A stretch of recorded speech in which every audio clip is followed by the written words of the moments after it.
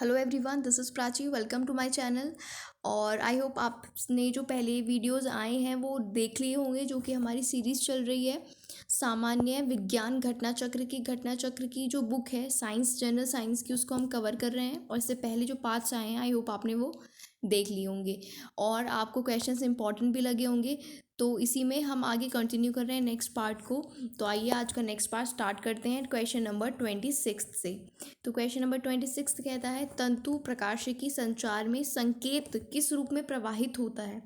जो तंतु प्रकाशिकी संचार होता है उसमें किस रूप में संकेत यानी कि इंडिकेशन दिया जाता है। तो जैसे कि यहाँ पर शब्द लिखा हुआ है प्रकाशिकी, तो यानी कि प्रकाश तरंग के रूप में। ऑप्शन नंबर ए यहाँ पर करेक्ट होगा। तो यहाँ पे जो संकेत दिया जाता है वो प्रकाश तरंग के रूप में दिया जाता है। तंतु प्रकाशिकी संचार एक प्रणाली है जिसमें सूचनाओं की जानकारी एक स्थान से दूसरे स्थान तक ऑप्टिकल फाइबर के माध्यम से प्रकाश बिंदु के रूप में भेजी जाती है। नेक्स्ट क्वेश्चन की ओर बढ़ते हैं। 27 यहाँ पर कथनों पर विचार करना है और बताना है कि कौन सा सही है। पहला ऑप्शन कहता है तंतु प्रकाशिकीय पूर्ण आंतरिक परावर्तन सिद्धांत पर आधारित है। सेकंड कहता है प्रकाशिक तंतु संचार तंत्र में ऊर्जा उपभोग अत्यधिक कम होता है। थर्ड कहता है प्रकाशिक तंतु संचार रेडियो आवृत्ति अवरोध से मुक्त है। फोर्थ कहता है भारत में प्रकाशिक तंतु के निर्माण में रिलायंस उद्योग समूह सनद्ध है। तो यहाँ पर हमें बताना है कि इनमें से कौन कौन सी ऑप्शन सही हैं। तो यहाँ पर ऑप्शन नंबर ए करेक्ट होगा, यानी कि फर्स्ट, सेकंड और थर्ड करेक्ट हैं। यानी जो तंतु प्रकाशिकीय है वो पूर्ण आंतरिक परावर्तन के सिद्धांत पर आधारित है। सेकंड पॉइंट है प्रकाशिक तंतु संचार तंत्र में ऊर्जा उपभोग बहुत कम करता है। और थर्ड है प्रकाशिक तंतु संचार रेडियो आवृत्ति अवरोध से मुक्त है। तो ये तीनों ऑप्शंस करेक्ट हैं। 28 क्वेश्चन की बात करते हैं। 28 क्या कहता है, मरीजों के पेट के अंदर का परीक्षण करने के लिए डॉक्टरों द्वारा प्रयुक्त एंडोस्कोप जो होता है, इसको एंडोस्कोपी भी कहा जाता है, उनमें से वो किस सिद्धांत पर काम करती है। जो एंडोस्कोपी होती है, पेट में जो ऐसी बीमारी होती है जो नॉर्मली ऑब्जर्व नहीं हो सकती हैं, उनको एंडोस्कोपी के द्वारा ऑब्जर्व किया जाता है। तो वो जो एंडोस्कोप है वो किस सिद्धांत पर काम करता है। तो वो काम करता है प्रकाश के सकल आंतरिक परावर्तन पर। प्रकाश के परावर्तन पर नहीं, प्रकाश के सकल आंतरिक परावर्तन पर। ऑप्शन नंबर डी यहाँ पर करेक्ट होगा, प्रकाश का सकल आंतरिक परावर्तन। तो एंडोस्कोप में फाइबर ऑप्टिक्स तकनीक का यूज़ होता है, ऑप्टिकल फाइबर, ठीक है। और यह प्रकाश के सकल आंतरिक परावर्तन सिद्धांत पर काम करता है। नेक्स्ट क्वेश्चन देखते हैं। 29 क्या कहता है, एक एंडोस्कोप है।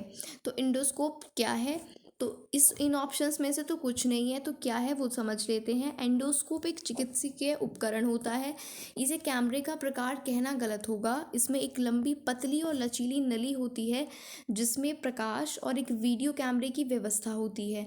इसका यूज़ चिकित्सक मानव शरीर के आंतरिक भागों का चित्र लेने के लिए करते हैं। इसमें मानव के प्राकृतिक छिद्र जैसे मुंह, नाक के द्वारा शरीर में इसको प्रवेश कराया जाता है। तो आई होप एंडोस्कोप आपको क्लियर होगा। नेक्स्ट देखते हैं क्वेश्चन 30। मृग मरीचिका का कारण है, जो मृग मरीचिका बनती है उसका क्या कारण है। तो वो होता है total internal reflection of light, यानी कि ऑप्शन नंबर डी यहाँ पर करेक्ट होगा। प्रकाश का पूर्ण आंतरिक परावर्तन के कारण मृग मरीचिका बनती है। तो मृग मरीचिका, इसको मिराज कहा जाता है। ये एक प्रकार का वायुमंडलीय दृष्टि भ्रम होता है।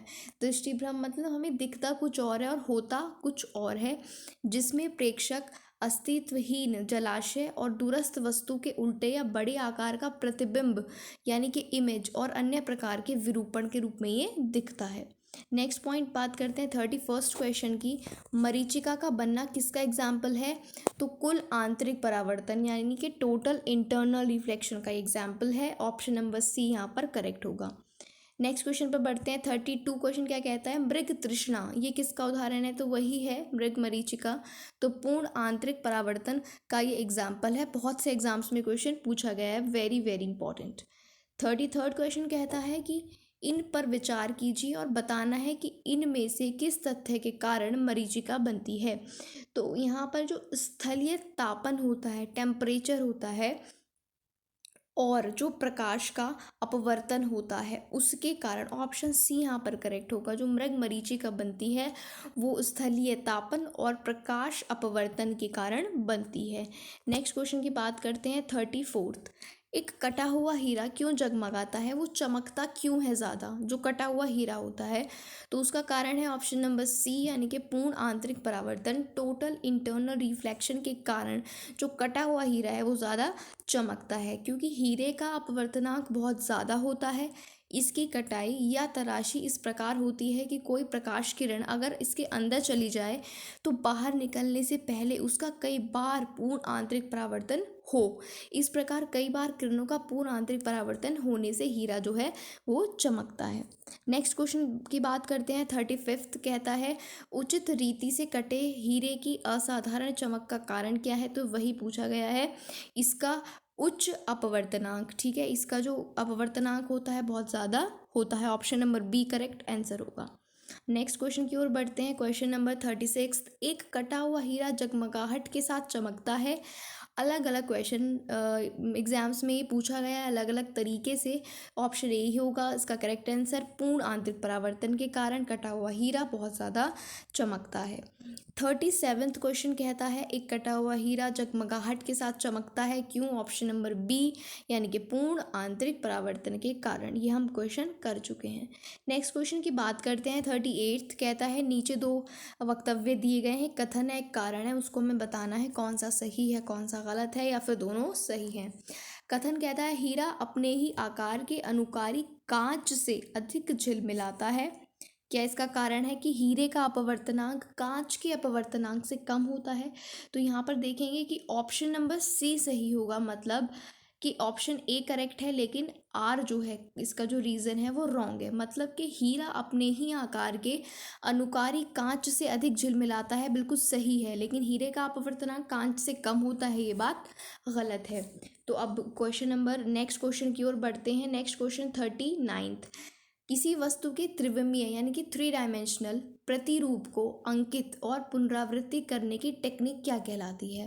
तो अगर किसी वस्तु का आपका 3 डायमेंशनल आपको प्रतिरूप देखना है, उसको अंकित करना है और उसकी पुनरावृत्ति करनी है, उस टेक्निक को कहा जाता है होलोग्राफी। तो समझते हैं ये क्या होती है। होलोग्राफी वह टेक्निक है जिसमें लेज़र किरणों द्वारा की गई फोटोग्राफी से किसी वस्तु का 3 डायमेंशनल चित्र बनाया जाता है। होलोग्राफी ध्वनि, प्रकाश या किसी भी तरंग के साथ कार्य कर सकती है। होलोग्राफी का बहुत ज़्यादा यूज़ अभिलेखों को संचित करने, डॉक्यूमेंट्स को रखने के लिए या फिर माइक्रोफिच में किया जाता है। इसका उपयोग करके वास्तविक 3 डायमेंशनल चलचित्र भी बनाए जाते हैं। तो ये होती है होलोग्राफी। नेक्स्ट क्वेश्चन की बात करते हैं। 40th कहता है त्रिविमीय चित्र यानी कि 3 डायमेंशनल पिक्चर्स लेने के लिए किसका यूज़ करते हैं? तो holography. Option number B correct answer होगा। आप इस क्वेश्चन को नहीं भूलेंगे कि जो 3 डायमेंशनल पिक्चर अगर हमें लेनी है तो हम किसके द्वारा लेते हैं? होलोग्राफी के द्वारा उसका होलोग्राफी यूज़ करते हैं उसको पिक्चर को लेने के लिए। नेक्स्ट क्वेश्चन है 41st, कहता है एक इलेक्ट्रॉनिक पुंज को फास्फोरस कोटेड पर्दे पर फोकस प्रतिबिंबों को पर्दे पर जनित करना क्या कहलाता है? फिर से पढ़ते हैं। एक इलेक्ट्रॉनिक पुंज को फास्फोरस कोटेड पर्दे पर फोकस करके प्रतिबिंब को पर्दे पर लाना क्या कहलाता है? तो वो कहलाता है रोस्टर स्कैन, जिसको सीआरटी भी कहा जाता है। थोड़ा सा समझते हैं इसको। रोस्टर स्कैन का यूज़ हम करते हैं सीआरटी मॉनिटर में, यानी कि कैथोड रे ट्यूब में। इसमें इलेक्ट्रॉन गन के द्वारा इलेक्ट्रॉनिक पुंज को प्रक्षेपित किया जाता है। तो इलेक्ट्रॉनिक पुंज को फास्फोरस कोटेड पर्दे पर फोकस करके उसका प्रतिबिंब लेने के लिए हम किसका यूज़ करते हैं? रोस्टर स्कैन का। किसका? Roster scan. Next question 42nd कहता है रमन प्रभाव का प्रकाश की उन किरणों से संबंध है जो आर पार कहाँ पर जाती हैं। जो रेमन इफेक्ट है उसका प्रकाश की उन किरणों से संबंध है जो आर पार किस में जाती हैं? तो ऑप्शन नंबर डी करेक्ट होगा, सभी पारदर्शी माध्यम से। ठीक है,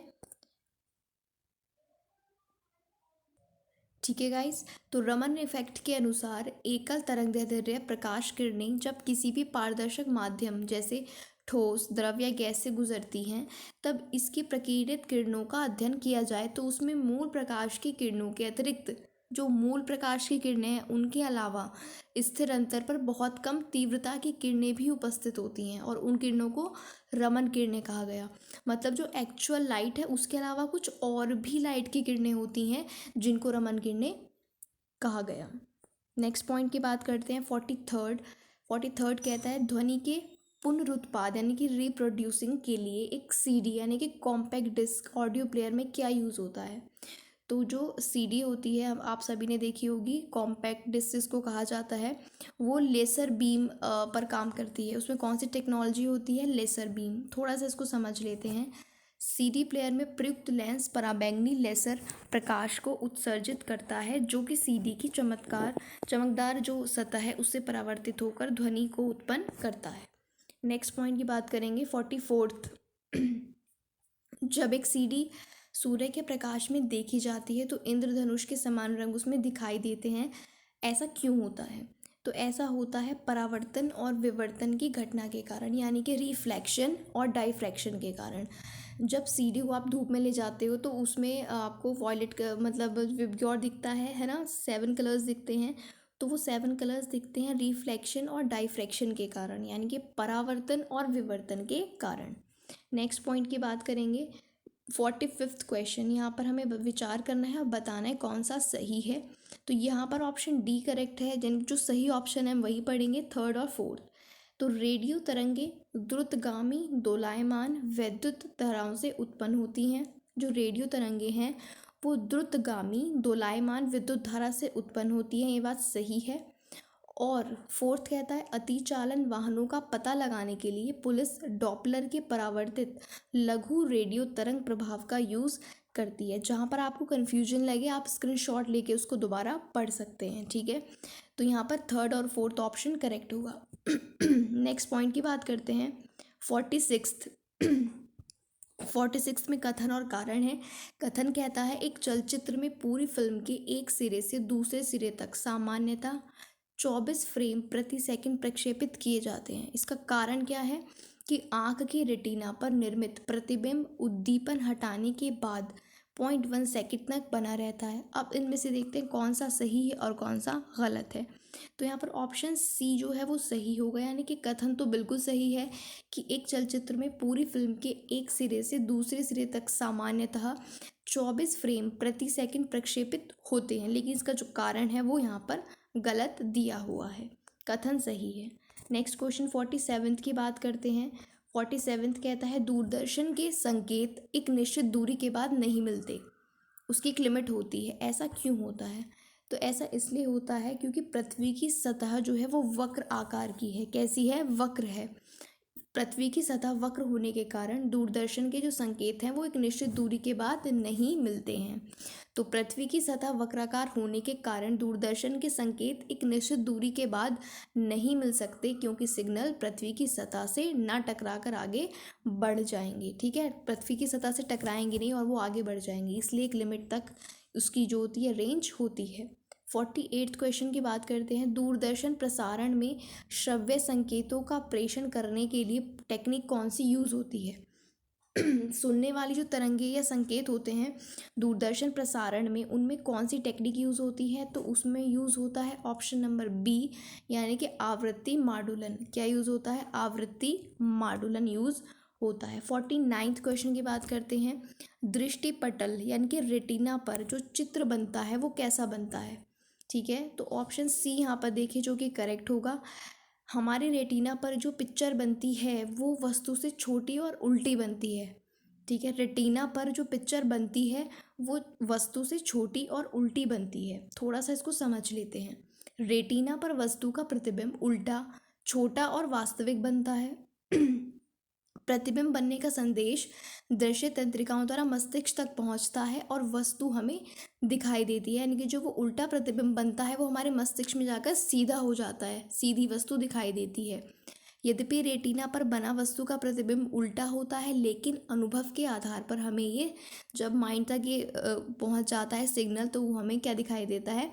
सीधा दिखाई देता है। आई होप यहाँ तक आपको क्वेश्चंस क्लियर होंगे और आप सारी वीडियोस को सीक्वेंस में देख रहे होंगे, क्योंकि ये हम बहुत इंपॉर्टेंट क्वेश्चंस डिस्कस कर रहे हैं। आप इनको बिल्कुल भी मिस ना करें। और अगर आपको वीडियो अच्छी लगी है तो आप वीडियो को लाइक ज़रूर करें और चैनल को सब्सक्राइब करें। Thank you.